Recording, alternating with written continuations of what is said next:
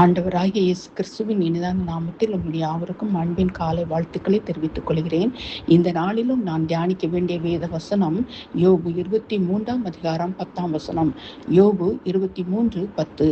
ஆனாலும் நான் போகும் வழியை அவர் அறிவார். அவர் என்னை சோதித்த பின் நான் பொன்னாக விளங்குவேன். ஆமென். இந்த நாளிலும் ஆண்டவர் உங்களை பார்த்து சொல்லுகிற வார்த்தை அதுதான். இந்த நாளில் குழப்பத்தோடு இருக்க எனக்கு அருமையான சகோதரனே சகோதரியே, வழி நான் செல்கிற பாதை இதுதானா? என் வாழ்க்கையில் இதுதான் நடக்குமா?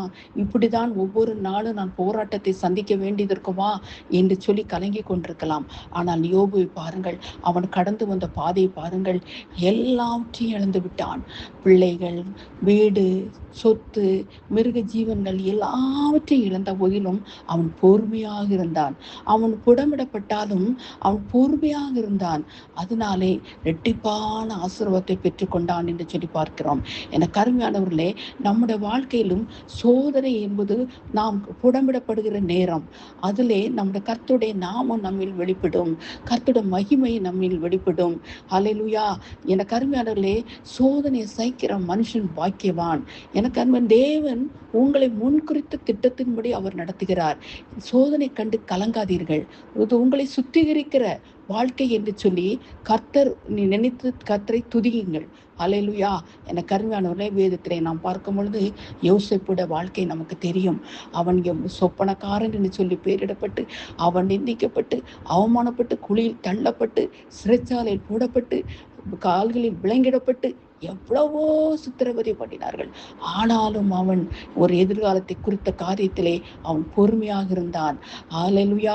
அவன் பொறுமையாக இருந்தபடினாலே சங்கீதம் 105:18-19 பார்க்கும் பொழுது அவன் கால்களை விலங்கிடப்பட்டு ஒடுக்கினார்கள். அவன் பிராணன் இரும்பில் அடைப்பட்டிருந்தது.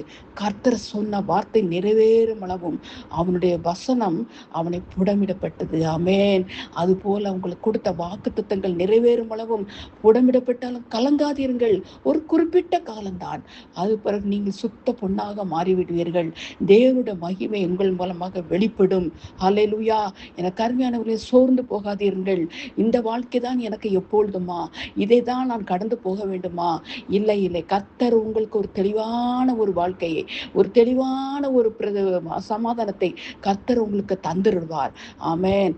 ஆதியாகமம் 16ஆம் அதிகாரத்திலே பார்க்கும்போது சாராய் ஆகாரை அடிமை பெண்ணாகி ஆகாரை கடினமாக நடத்தினபடியினால் அந்த ஆகார் அவளை விட்டு ஓடி போகிறாள்.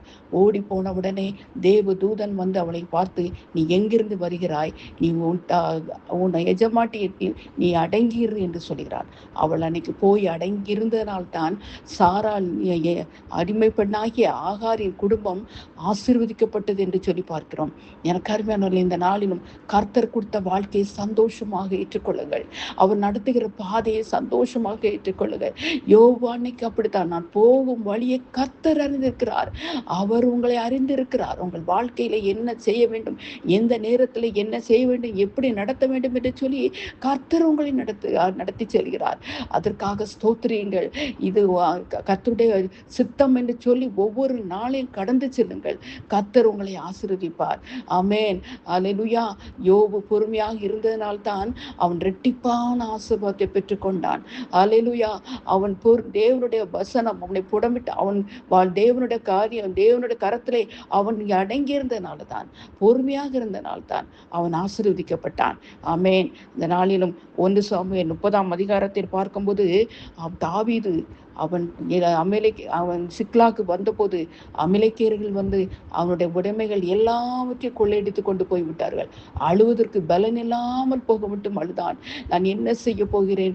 இப்படி தொடர்ந்து ஒரே போராட்டமாக இருக்கிறதே. சவுல் ஒரு பக்கம் விரட்டுகிறான், இங்கு அமலேக்கியர்கள் இப்படி கொள்ளையடித்து கொண்டு போய்விட்டார்கள், என் மனைவி பிள்ளைகள் எல்லாவற்றையும் கொள்ளையடித்து போய்விட்டார்கள். ஆண்டவரே, நான் என்ன செய்வேன் என்று சொல்லி கலங்கி ஆண்டவர் சொல்லும் பொழுது, நீ போய் திருப்பிக் கொள்ள சகலத்தை அவன் திருப்பிக் கொண்டு வந்தான் என்று சொல்லி பார்க்கிறோம். ஆம், கர்த்தருடைய சித்தம் அதுதான். ஒவ்வொரு நாளும் உங்களுக்கு போராட்டம் இல்லை, ஒரு விடுதலை உண்டு. அது வெற்றியின் விடுதலை. ஆமேன். ஒரு சந்தோஷமான விடுதலையாக இருக்கும். இந்த போராட்டம் எத்தனை நாளைக்கோ என்று சொல்லி கலங்கி கொண்டிருக்கிற சகோதரனை சகோதரியே, கர்த்தர் உங்களை கைவிடவே மாட்டார். இந்த போராட்டம் சில நாளைக்கு இருந்தாலும் கர்த்தர் உங்களை ஆசீர்வதிப்பார். உங்களுக்கு இந்த ஆசீர்வாதத்தை வைத்திருக்கிறார். ஹல்லேலூயா.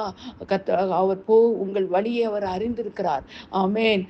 நீங்கள் நடக்கிற பாதை, நீங்கள் பேசுகிற வார்த்தை, நீங்கள் செய்கிற காரியங்கள் எல்லாவற்றையும் கர்த்தர் அறிந்திருக்கிறார். ஹல்லேலூயா. அவர் உங்களை திட்டப்படி தம்முடைய சித்தத்தின்படி தான் நடத்துகிறார். சோர்ந்து போகாதீர்கள். இந்த வேதனையே நான் அனுபவிக்க வேண்டும், நான் நன்றாக பைபிள் வாசிக்கிறேன், ஜெபம் பண்ணுகிறேன், ஆலயத்துக்கு போகிறேன், உபவாசம் எடுக்கிறேன், நான் கர்த்தருக்கு உண்மையாக நடக்கிறேன், எனக்கு ஏன் இவ்வளவு போராட்டம்? ஆமேன். இந்த நாளில் கலங்காதீர்கள். ஹல்லேலூயா. கர்த்தர் உங்களை நேசிக்கிறார். கர்த்தர் உங்களை நேசிக்கிறார். கர்த்தருடைய சிச்சையை அற்பமாக எண்ணாதீர்கள். ஆமேன். தேவனால் வந்த காரியம் ஒருபோதும் வெட்கப்பட்டு போவதில்லை. அவர் உங்களை நிலைநிறுத்த, ஆசீர்வதிக்க, இன்னும் இதை காட்டிலும் அதிகமாக ஆசீர்வதிக்க அவர் சித்தமாய் இருக்கிறார். நீங்கள் கடந்து வருகிற பாதை எல்லாம் தேவனுடைய சித்தப்படிதான் நடக்கிறது. ஹல்லேலூயா. கர்த்தரால் கூடாத காரியம் ஒன்றுமில்லை. தேவனே உங்கள் வாழ்க்கையில் அற்புதத்தை செய்து மகிழ்விப்பார். இந்த நாளிலும் அவருடைய கரத்திலிருந்து அற்புதத்தை பெற்றுக்கொள்ளுங்கள்.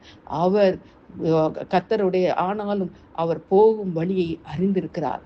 உங்கள் வழியை அவர் அறிந்திருக்கிறார். அவர் உங்களை ஆசீர்வதிப்பார். ஆசீர்வாதத்தை பெற்றுக்கொண்டு கர்த்தருடைய நாமத்தை மகிமைப்படுத்துங்கள். இயேசுவின் நாமத்தில். ஆமென்.